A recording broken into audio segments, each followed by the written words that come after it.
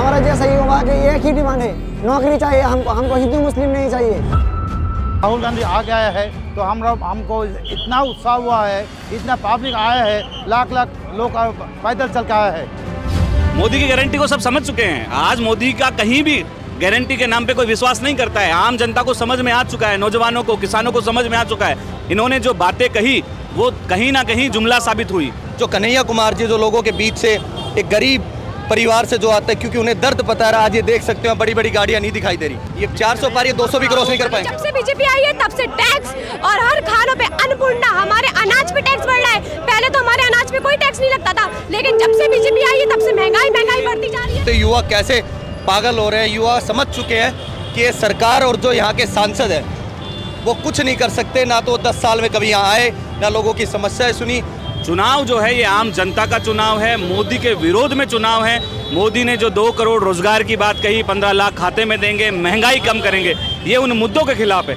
महिलाएं आप देख सकते हैं कन्हैया कुमार जी के चुनाव में सबसे ज्यादा पार्टिसिपेट कर रही हैं, क्योंकि महंगाई से सबसे ज्यादा वो जूझी हैं।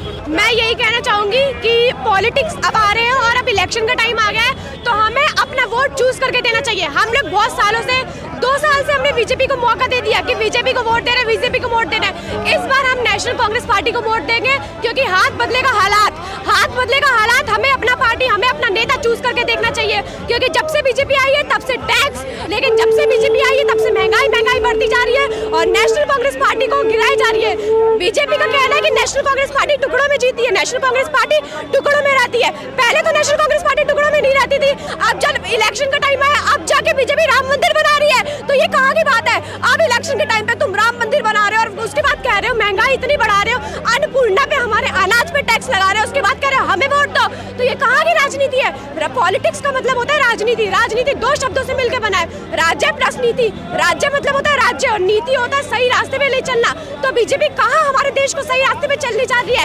इतनी हमारे देश पे, हमारे भारत पे इतना कर्जा है, लेकिन तब भी तुम हर चीज का फ्री का लालच दे रहे हो और उसके बाद तुम कहोगे हमने देश का कर्ज नहीं चुकाया।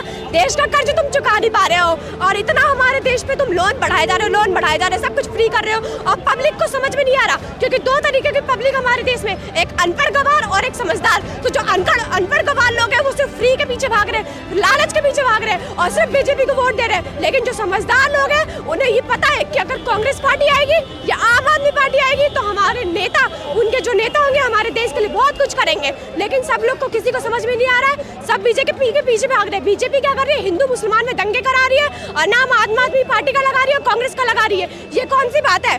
हिंदू मुसलमान इस देश के सदस्य, इन देश के लोग हैं, तो तुम्हें दोनों को एक साथ लेके चलना पड़ेगा। हिंदू मुसलमान में तुम मतभेद करा रहे हो, राम मंदिर बना के मुसलमानों को भड़का रहे हो, मस्जिद हटा के मुसलमानों को भड़का रहे हो।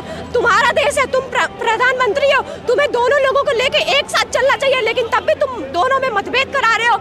हिंदुओं से वोट मांगने चाहते हो, भीख मांगने चाहते हो, क्योंकि तुम लोग को पता है इस बार तुम लोग हारने वाले हो, इस बार आएगी तो कांग्रेस आएगी।